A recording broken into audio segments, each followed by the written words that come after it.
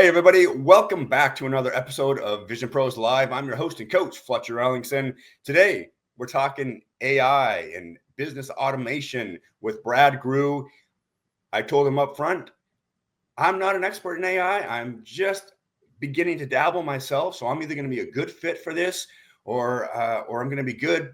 Or I'm going to be terrible. But we're going to jump into this anyway because he's got a vision. We're going to find out what that is. And maybe, who knows, maybe you will listen to him and be like, that's the guy I need to connect with. So let's get to it. Welcome to the show, Brad. Thanks for having me, Fletcher. Really appreciate it.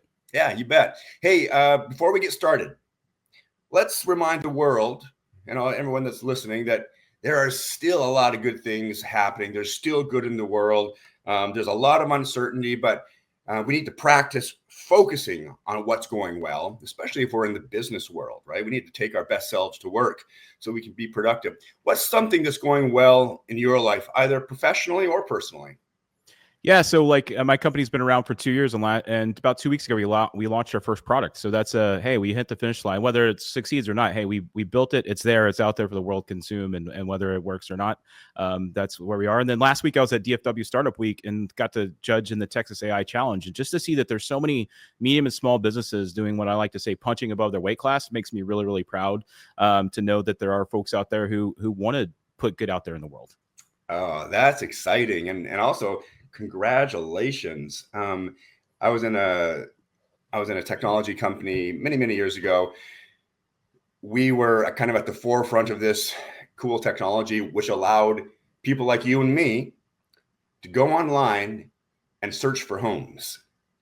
Nice. Yeah, right. I mean, now we're like, okay, what's the big deal about that? Well, there was a time when that was not possible. And our company was on the forefront right in that wave of bringing IDX technology, internet data exchange, regarding the housing inventory to the regular people. And so that was a big deal at the time. So I remember, bringing those new products to launch is very exciting. So congratulations. Thank you so much. Yeah. So we're going to get into that product, what it is. But before we do that, I want to ask you, because this is called Vision Pros, and I define a vision as a clarified story that lives up here in the mind, and we then try attempt and work toward bringing that clarified vision into the physical realm. So Brad, what is your vision? My vision is for letting people know. I love being an evangelist, so like evangelizing for all the great things that technology brings to our world and our lives. And I say technology is a great equalizer, and I truly believe that. It lets people, like I say, punch above their weight class. And my goal is just to spread the gospel of AI and automation, and to create the cult of AI, jokingly, as we say, because I think a lot of fear is out there for folks about AI and automation. But I think, much like many of the technologies before us, if you get ahead of that curve, if you take that first step and take that first leap and believe in yourself, you'll be able to succeed. Okay. I like that. And I'm really keying in on these two things you've said. Number one, you like it when people are punching above their weight class. I like that analogy. Like they're just totally going for it, taking a risk, putting it all out there. Thanks for sharing that. And the other thing that I really keyed into is, technology can be an incredible equalizer, right? Mm-hmm. And it's important. And that's the messaging that I really want to focus on. I was just having a conversation with my daughter, who is 28 or 29 years old. And she's like, Papa, I'm freaked out about all this AI stuff. And I'm like, babe, you know what? I just watched this show, and when books started being printed for the masses, people got freaked out. What do you mean books are going to be available to the masses? What, you were just going to have people reading anything that they want to read? We're making these available to anybody. We're not even taking into consideration their educational level. I mean, there were people who were protesting books because they thought it was going to be the downfall of society. That seems ludicrous now, right? Then it happened with radio, and it happened with television, then it happened with the internet, right? And it's happening again. So there's a clear pattern. Now, granted, AI is very different than books, But what's your take on that? When people are like, dude, you should be afraid. I look at it as the fact that you literally have the complete history of the world at your fingertips, right? With your smartphone. Again, some of your listeners are probably old enough to remember their Dewey Decimal System. That's what I grew up with, right? If I needed to know how to do something, I had to go to the library and look up the Dewey Decimal System and go figure it out. And my dad, thank God, when I was graduated high school in the mid '90s, and he was like, "Son, if anybody ever asks you how to know if you know how to do something, say yes, because someone's written a book on how to do it." And then Wikipedia came along, and Google, and then YouTube, and then now we have ChatGPT and all these other models. And so I think you just need to have faith in your ability to figure things out, and you can't really learn that. That's something that you have to it's a war of attrition. You learn that over time, right? That you have to put in the steps and put in the faith to figure those things out, and you have the ability to do that. I have my 72-year-old mother using AI. If she can do it to help balance our books in our company, you can do it as well. I guarantee you. Right on. Yeah. So it's all about focus, right? It's all what are you gonna focus on the fear, or are you gonna focus on the opportunity that might be available to us, right? Correct. Yeah. And clearly you're a person who's chosen to focus on the possibility that's available to us. And what do you see that possibility is? I mean, in the next probably 5 to 10 years, we're going to have 5 to 10 person companies that are billion-dollar companies. That's the beauty, is like, you can take your idea that, like, if you had an idea in the past, but you didn't know how to bring it to fruition, now you have that. Like, go talk to ChatGPT, and I have this idea. I have this many hours in the day. Please give me a plan on how I can get that to an MVP or a minimum viable product or a proof of concept within 6 months. And he'll give you a pretty good plan at 70 or 80% there that gets you on the step. Take that first step. I started a podcast called Start Small, Think Big for that very same reason. You have to take that step. We're training you for, like, the AI is coming. You need to be able to learn how to run a marathon, but you have to get up off the couch first, and then walk to the mailbox, and then couch to 5K, and then worry about getting that marathon. The good news is you have time. You know, in the age of AI, we're toddlers right now. We're AOL, the dial-up days of the internet, right? And so just know, before Facebook and all those came around, there were several years to adjust and adapt, and I think you can all do it. The beauty is AI is the first tool to help train you on how to use AI better. It's the first tool we've had that's helped you train on how to use it better. That's a mind-blowing comment. We developed this thing, and this thing is going to train you on how to use it. Yeah. That's wicked. I ask it all the time. What's a better way that I can prompt you for this specific task? And I'll compare and contrast the different models and get different answers. And it does work. Dude, I'm writing that down right now. I've never considered doing that. Hold on. I'm literally taking a note. Yeah, I love the deep research aspects of it too. So something that would normally take you 2 or 3 weeks of research to even understand if your idea is a good idea to move forward with, like, you'd have to go again, do that deep research and go down Wikipedia and check all the Google reviews and Yelp reviews of these companies. And you can actually just have ChatGPT or let's go use the deep research aspect of it. And most of them are free to do it for the first initial research. And they'll go off for 10 or 15 minutes, come back with you with a nice research report to give you competitive analysis of your competitors and things. Again, in what way was that available before? Where again, there's man at work, minute work, and money work, and most small businesses are man at minute work, right? They're a team of people or 1 or 2 people. Yeah. And so time is your finite resource, and this frees up time. Yeah, exactly. I mean, one of the things when we own a business is we're always looking at, like, where's that bottleneck, right? Mm-hmm. And what I hear you saying is, man, if we can offload some of this to ChatGPT or whatever large language model, you're going to create more flow, right, and reduce that bottleneck. Yeah, if you're doing anything repeatedly, that's where you first start look. And I use the terms AI and automation in the same thing to me. You just ingest AI a little bit in the automation aspect of things, and automation has been around for decades, right? Since Henry Ford. So there's no reason that you can't adopt that. Accounts payable, most organizations have invoicing. Like, that doesn't need to be a manual process. AI vision models know how to do that really, really well. That's one of the easier, lower barrier of entries for many small businesses. It's like, automate your invoice ingestion, your receipt ingestion, your timesheet ingestion, that kind of stuff. Cool. So tell me a little bit about Digital Meld. That's the business you're the CEO of. What is Digital Meld all about?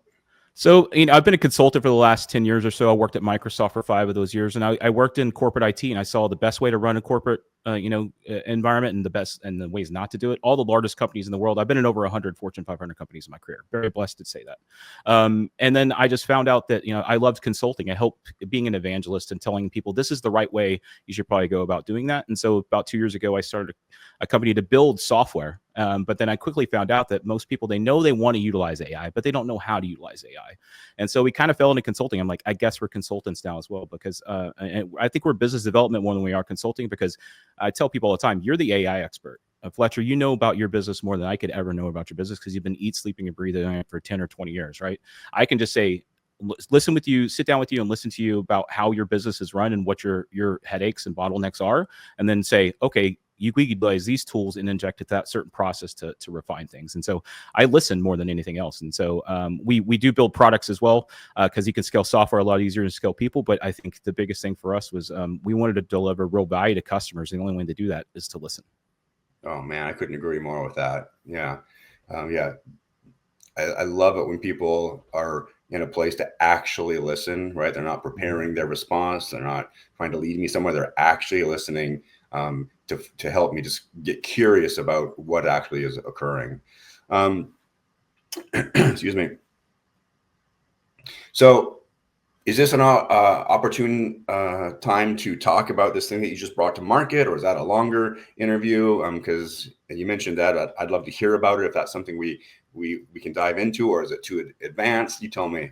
I could probably break it down really quickly, but again, we've been talking to business leaders. Business leaders are going to leadership conferences, or talking to other business leaders on the golf course and stuff, and they're saying, we know we need to utilize AI. We just don't know how. Yeah. And trying to explain a lot of the automation aspect that happens in the background, there's nothing you can really show that makes it click in people's head. It's just automation at the end of the day. And so we built a tool with vision learning. And so it literally just looks at any camera feeds you have. And so we work with being in Houston, Texas, we work with construction engineering a lot.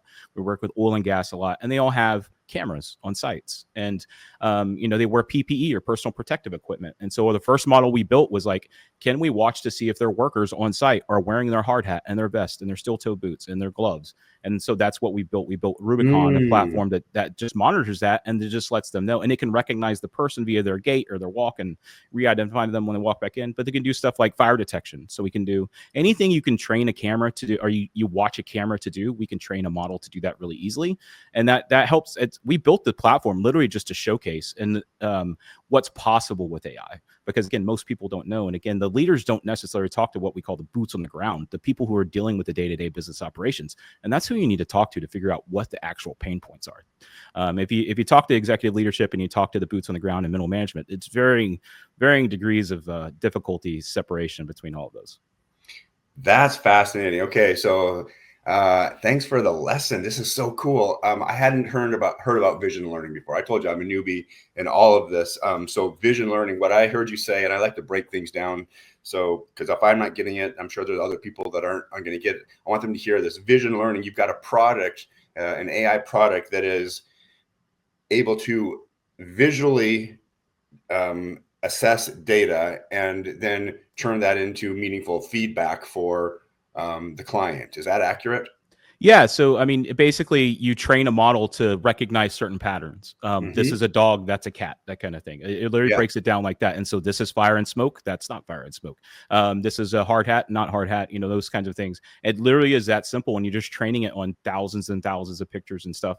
And the beauty of vision learning models is we have decades of cameras, recorded history that we can train stuff on, and how many images are out there on the internet of all these sorts of things. And so, and the same thing with scanning an invoice and being able to auto ingest that invoice, that's vision learning as well. It's just it's black and white instead of, a moving image. And so there's a lot of things you can do. I know there's a lot of businesses that deal with OCR. So that's where you're scanning documents from a legal perspective or something to retain it digitally.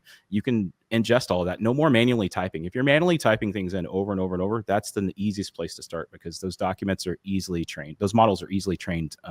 As an example, we had someone who was doing manual entry for 80 invoices a month. It was an engineering firm, and we automated 90% of her job. There was still what we call human in the loop. So someone's eyes are always looking at it at the last. It's like, yes, this is good. But we took those 80 invoices and ingest them every month for about $40, and it frees up days and days and days of her work. So she's out bidding on extra work now instead of like processing this data. Whoa, that's amazing. Yeah. Yeah, I mean, if somebody, I mean, if a business owner hears that and they're like, "Gosh, how can we get creative and reduce our bottom line?" That's incredible. And then now I'm going to play devil's advocate for a second, okay? Mm-hmm. Because in that story, in that example you just gave, right? Somebody listening might be like, "Well, now great. So Brad's just putting this person out of work." Not necessarily, because what you said is that frees that person up potentially to do something more meaningful. Yes. To increase revenue, to yeah, there might be a ton of other things that they can do within that office setting. Is that accurate? Yeah, that we preach that, because I think as a business owner myself, as someone who's been a hiring manager, I'm sure you've been a hiring manager in a leadership position. Finding good people is literally the hardest thing to do. That's the hardest thing to do, and the cost associated with that, especially at a senior level or a mid level. So in this particular position, this woman had her master's degree, but the data was so important she was entering in, because it's millions of dollars a month for a government contract. It had to be right. Like it could not. It had to be right. And so we freed this brilliant woman up to actually go chase more work, and it paid for. So this is someone who was chasing $250,000 plus projects. And so she gets one of those, and then it pays her salary for the year. That's a no-brainer, right? It's just the ROI is there. And I think for us, we always preach is like, we're going to bring in automation so you can punch above your weight class. Your business is going to grow without necessarily having to grow your headcount, but you can still grow your business. Got it. Well, I'm really appreciating this conversation. It's making the wheels spin, and it's giving me a lot more educated information so I can dialogue with other people about this very controversial topic. And it's cool because like you're actually on the ground doing it. That's why I appreciate you sharing that with us. We're just about at the end of our time here. Is there anything else you'd like me to know? Well, first of all, please give us the domain name. How can people reach out to you, get in contact with you, have a conversation, and then anything else that you'd like us to know? Yeah, so I'm Brad Groux, BradGroux. I'm literally the only one in the world. If you Google me, you'll probably find some embarrassing things on sports forums from 20 years ago. Using my real name on the internet. But I'm happy to talk to anyone about anything regarding technology, and just say, for no strings attached, to say, hey, if I were you, this is what I would do, kind of thing. I think if you put good things out there, good things will come back. Digital Meld's the name of my company, digitalmeld.io. Digitalmeld.ai, as you can see that product we just released, Rubicon, if you'd like to do that. Reach out to me on LinkedIn. Happy to do that as well. I think again, I think AI is coming whether we like it or not. And I'm trying to let everybody know you can adapt to this. It's scary because there's so much unknown, but you can do this. If my 70-year-old mother could do it, if other business owners that I'm talking to, where I'm talking about plumbers, electricians, like beauticians, like we're doing some automation stuff for people of all shapes and sizes, and you can do it as well. Right on. Great message. Thank you so much for your time today, Brad. Thank you for being here today. I'm really happy that you tuned in to Vision Pros Live. I'm looking forward to seeing your reactions as these episodes continue to move forward. This is going to get more and more fun. We'll have more and more engagement as well. We'll invite people to participate in the show. And thank you for giving us your time and attention. Have an excellent time building out your vision and becoming a Vision Pro yourself.